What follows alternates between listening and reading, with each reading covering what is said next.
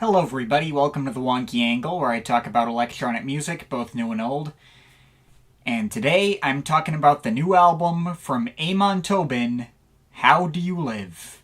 Alright, Amon Tobin, it's been a minute since I've covered this guy. I did videos on both of his previous two albums under his own name, Fear and a Handful of Dust and Long Stories, and if you want my thoughts on his previous work, you can watch the former video. Though, long story short, no pun intended, he is an insanely creative artist who's made lots of classic projects and constantly done what he could to stay ahead of the curve. Permutation and Out From Out Where are still giant personal all-time favorites, and he hasn't had an outright miss in his catalog yet. Now, the past couple of years have been an interesting time to be a fan of Amon Tobin, to say the very least. Fear and a Handful of Dust broke an 8-year studio album hiatus for him, and saw his first independent release through his self-managed label Nomark Records. But he definitely is not kept quiet in the interim. He's been putting out a whole bunch of projects, not just under his own name, but under several different aliases. You could call them side projects if you like, but he's been releasing this stuff under the mantra of there are no side projects.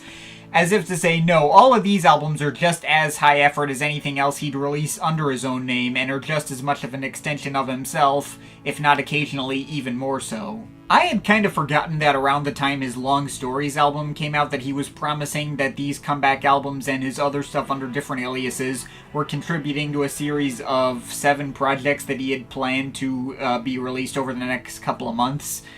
Of course, those next couple of months turned out to be over 2 years, but I think this latest album will finally mark the 7th in said series. On the other hand, given how productive he's been lately, I wouldn't be surprised if he just continues to keep up this pace of releasing stuff.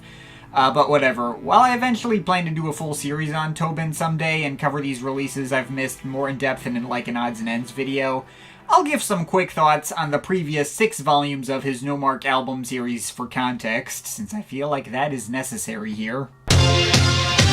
This one has slowly grown on me over the past couple of years. While I had no idea what to make of it at the time since it was such a departure from his previous work, its mix of meticulously detailed ambience had a particular feeling and vibe to it that wasn't like any other album I'd heard before, and still really sticks out from the crowd as its own thing to this day. Still not quite sure if it reaches great territory, but it's come closer and closer to hitting that level as the years have gone by. It might just barely cross over into there at this point, I don't know. This was his attempt at an indie rock album, I think created entirely by electronic instruments, but you wouldn't always be able to tell. It was loud, abrasive, incorporated a lot of surf rock elements, lots of crashing beats and distorted riffs. I skipped over it at the time since between the change in genre and different alias, I figured this must just be a one-off side offering that doesn't matter as much to him. But coming back to it now, I will not deny it kinda kicks ass and feels just as complete and well fleshed out as anything else he's put out in this era. This one's actually shrunk on me since my review. While Fear and a Handful was much more original, well-focused, and consistent, this still feels like its companion album, rehashing similar territory to Mixed Results and not standing on its own as much. Ironically feels the most like a side project out of all the albums in this run. That said, I still stand by my opinion that this one's high points are higher than those on Fear and a Handful. The opener, One Shy Morning, stands among some of my favorite individual tracks he's ever made. Next up, he brought back the Two Fingers alias, which he'd previously used to explore more abrasive hip-hop and dubstep-influenced territory. This one's out there for all you people who thought Fear and a Handful and Long Stories were too formless and ambient-centric for your liking. All the heaviest electronic beat work he's done ended up here. Admittedly not sure where I stand on it myself. I feel like I need more time with it and his older Two Fingers albums to fully pin down how I feel. But it will definitely fulfill the desires of those wishing for more experimental bangers from him. But next he made a whole folk album, in which all the instrumentals focus entirely on guitars and Tobin sings himself on every track without going too heavy on the vocal effects. Although he reassures people that the album was also created using entirely electronic means and without any real instruments, which again, could have fooled me into thinking otherwise. It's surprisingly credible and enjoyable despite the huge change of pace for him. Often reminds me of the more tuneful side of 60s Pink Floyd. And while it does get most of its power from the novelty of its concept and approach, and could stand to get developed even further, it's still one of the most intriguing things to come out of this run of Nomark releases. And this one lies somewhere in between what he did on The World as We Know It and the ambient stuff he was doing on Long Stories. Tobin singing over abstract ambient material or adding more acoustic sounding touches to his synth work. It feels a lot more personal and smaller scale, markedly less of a novelty or experiment than his work as Only Child Tyrant and Figueroa was.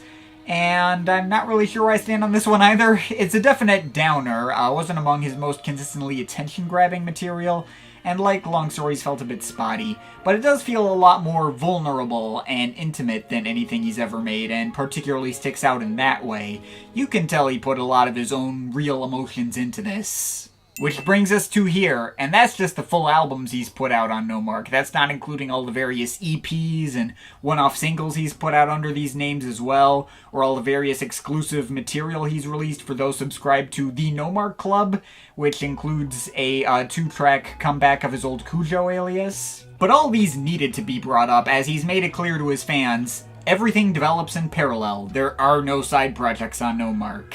While I avoided listening to the pre-album singles on this latest one here, I had a feeling that Tobin was going to be exploring some similar ideas to those on these other projects. Either this feeling like a culmination of what the past 3+ years have led to, or maybe some other new take on these kinds of ideas. And as for what we got, well, it kinda turned out to be both, I guess? How Do You Live, first and foremost, feels like a combination of all the various sounds he'd explored on all these other Nomark albums, but also at the same time, it feels like its own thing separate from all of them. It's got the freeform experimentalism present on his last 2 albums under his own name.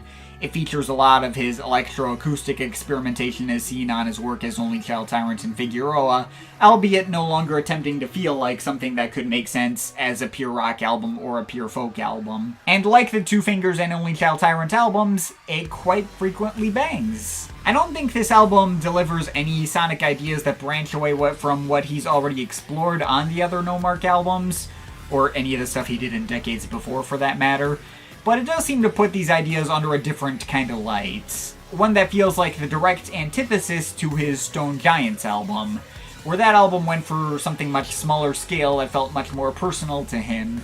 This album is much more epic and far-reaching. It feels to me like it's most specifically designed to be the ending of a greater series. Either as part of a trilogy that also includes Fear and a Handful and Long Stories, this project being the big explosive payoff to what those albums started and really delivering all the visceral, immediate punch and weight that neither of those other 2 really had.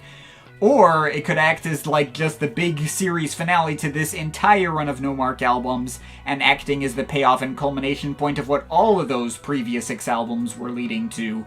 And I feel like it's the most satisfying if you take it in those contexts. With that said, purely as its own standalone project, I'm also not sure if How Do You Live quite reaches the heights of his absolute best work. I think it needs the context of at least those last 2 Amon Tobin albums, if not just the rest of the Nomark cinematic universe as well, to land with the most impact. Divorced from that context is still really good, but if you compare it to other older projects of his like ISAM and especially Foley Room, which this sounds pretty similar to, this one will come up short to those in most departments. It's not as well developed or meticulous or unique sounding as those, and leaves me feeling like I didn't get enough by comparison.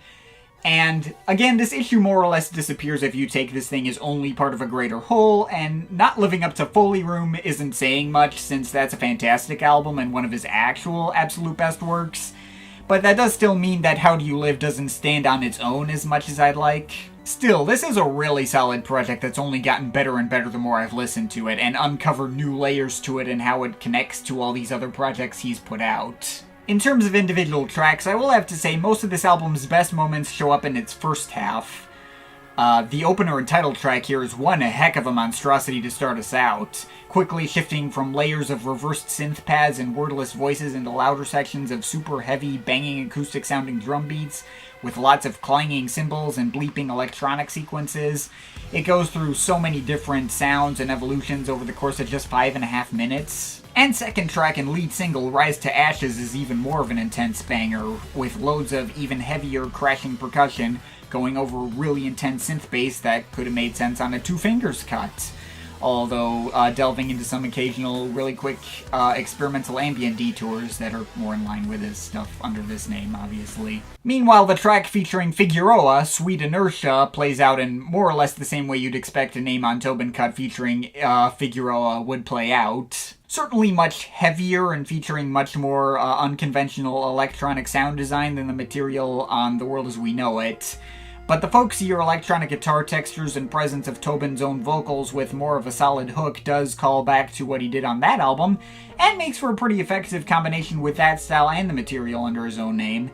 The slow and plodding nature of the beat here even kind of reminds me of Dust for a Duster from Long Stories, but flipped into a totally different context, which is pretty cool. And there's one more big banger in Phaedra, which is probably my favorite cut here. The way it combines all its mysterious blends of synths and psychedelic guitars and continually builds up with its textures that seem to get progressively heavier as the track goes along.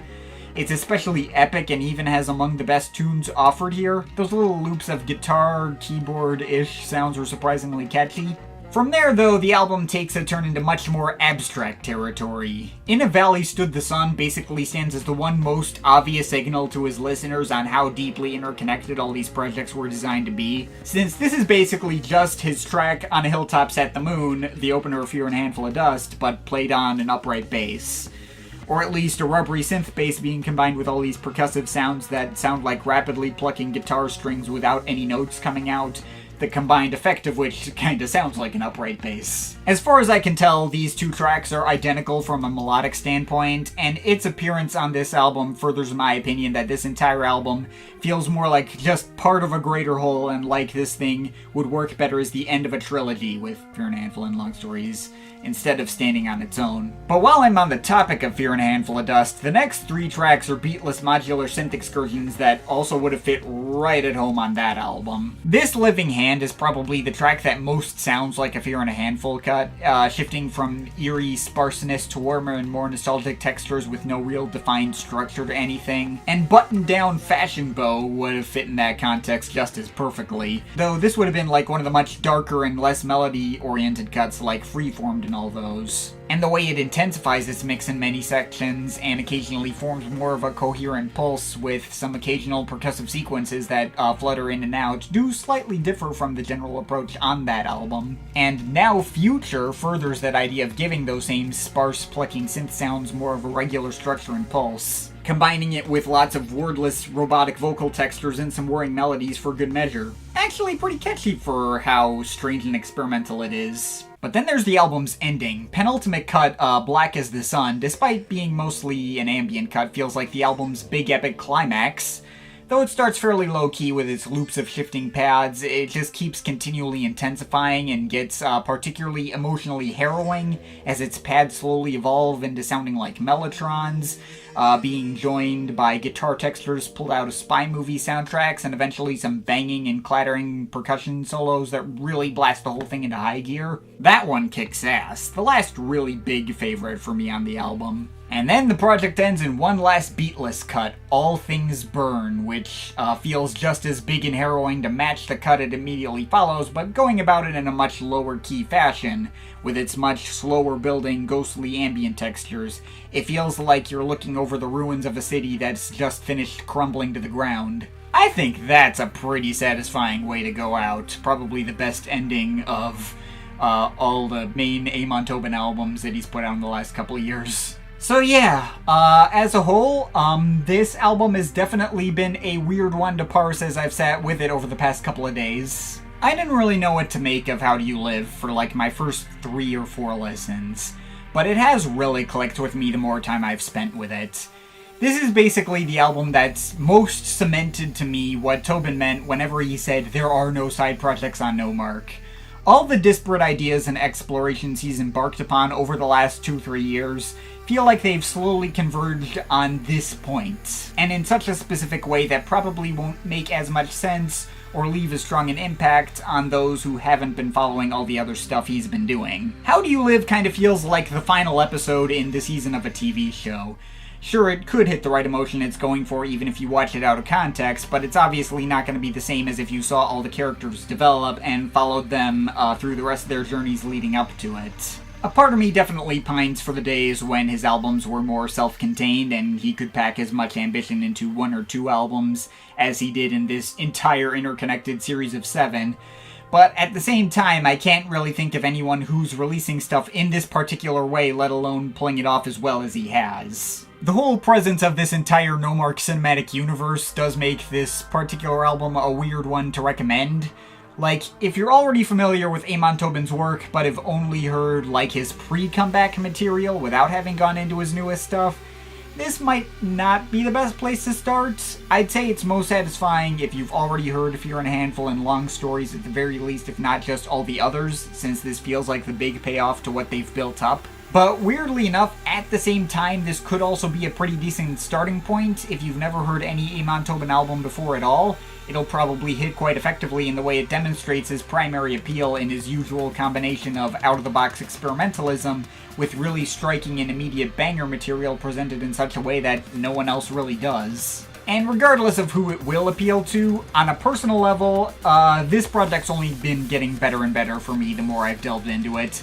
And the more time I've spent with it, the more I've been able to appreciate what all his other recent material has done, and all those other albums have grown on me more in the process. Amon Tobin's entire Nomark era has proven to require quite a bit of commitment on the listener's part to best get into, but I think all the effort has been worth it in the end. And despite all my complicated thoughts, I think I've gotten enough out of How Do You Live to give it a solid 8 out of 10. But of course, this is just my opinion. You can feel free to disagree with it, but I'd like to hear your thoughts, so leave the comments in the comment thing down there. Shout out to my Patreon supporters. They're awesome people. You want to add yourself to that list or make me review something, link to my Patreon is in the description. But yeah, that's pretty much it. That's all for today. See you next time.